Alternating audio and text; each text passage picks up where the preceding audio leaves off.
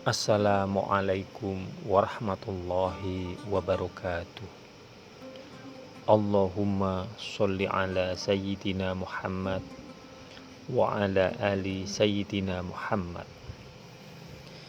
Ibu Aisyah berkata, berdiri dan berterima kasihlah kepada Rasulullah Shallallahu Alaihi Wasallam. Aisyah menjawab, tidak, demi Allah aku tidak akan berterima kasih kepada Rasulullah Shallallahu Alaihi Wasallam, sebab aku tidak akan memuji siapapun kecuali Allah, karena dialah yang menurunkan pembebasanku. Sebelum peristiwa itu, Abu Bakar membiayai Mastah karena kekerabatannya dan kemiskinannya. Namun, setelah peristiwa itu, Abu Bakar berkata, demi Allah, saya tidak akan membayarnya lagi karena ucapannya kepada Aisyah. Allah Subhanahu wa Ta'ala berfirman, dan janganlah orang-orang yang mempunyai kelebihan dan kelapangan di antara kamu bersumpah bahwa mereka tidak akan memberi bantuan kepada kaum kerabatnya, orang-orang yang miskin, dan orang-orang yang berhijrah pada jalan Allah.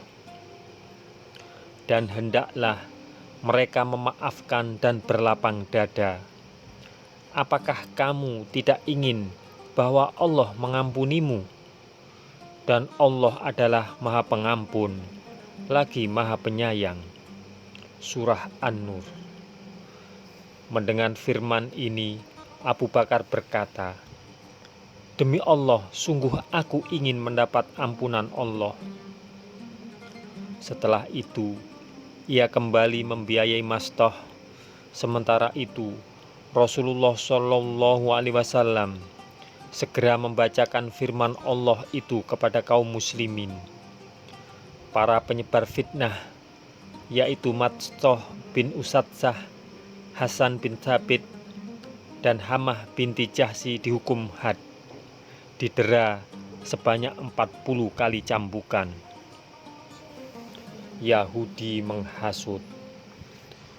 Selain orang Quraisy yang menyembah berhala, pihak lain yang paling keras memusuhi kaum muslimin adalah orang Yahudi. Para pemuka Yahudi Bani Nadir yang telah terusir tidak tinggal diam dari tempat tinggal mereka yang baru di Khaybar. Mereka mulai melancarkan permusuhan. Rencana baru para Yahudi ini adalah menghasut orang-orang Arab agar memerangi Madinah. Para pemuka Bani Nazir datang ke Mekah menemui para pembesar Quraisy. Pasukan kami akan bergabung dengan tuan-tuan untuk menyerang Madinah, kata para pemuka Yahudi. Bagaimana dengan Yahudi Bani Quraisyah yang masih tinggal di Madinah? Tanya seorang pembesar Quraisy. Mereka tinggal di Madinah sekedar untuk mengelabui Muhammad. Kalau tuan-tuan sudah datang, mereka akan bergabung dengan tuan-tuan. Orang-orang Quraisy masih terlihat ragu.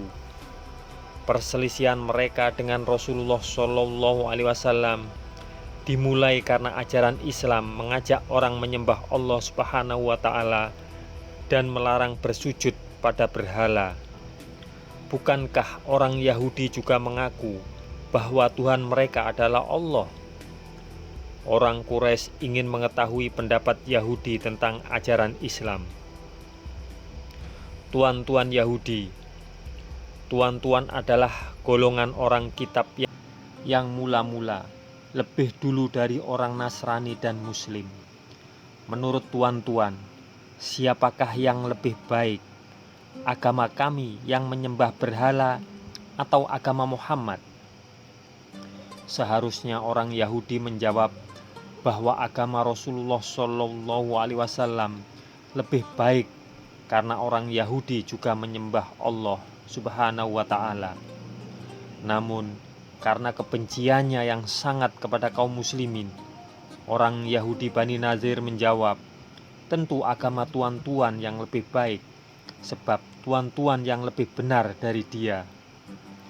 Allah menurunkan firman dalam surat An-Nisa mengecam pernyataan orang Yahudi itu.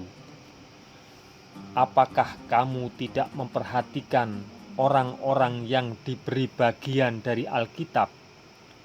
Mereka percaya kepada Jib dan Togut dan mengatakan kepada orang-orang kafir musyrik Mekah bahwa mereka itu lebih benar jalannya dari orang-orang yang beriman. Mereka itulah orang-orang yang dikutuki Allah. Barang siapa yang dikutuki Allah, niscaya kami sekali-kali tidak akan memperoleh penolong baginya. Pasukan Ahzab. Setelah itu, para pemuka Yahudi itu pergi berkeliling menemui para pemimpin kabilah Ghatafan serta semua pihak yang ingin membalas dendam terhadap kaum muslimin. Orang-orang Yahudi ini sangat aktif menghimpun dukungan. Mereka memuji-muji berhala Quraisy dan menjanjikan bahwa kali ini pasukan muslim pasti akan bisa dihabisi sampai ke akar-akarnya. Usaha keras ini berhasil. Puncaknya, berangkatlah 10.000 orang pasukan gabungan berbagai suku Arab yang memusuhi kaum muslimin. 4.000 orang diantaranya adalah orang-orang Quraisy. Selebihnya adalah dari suku-suku Qais Ailan, Banu Afhazara, Asya Sulai, Banu Sa'ad, dan lain-lain. Semoga kisah ini bermanfaat untuk kita semua. Wassalamualaikum warahmatullahi wabarakatuh.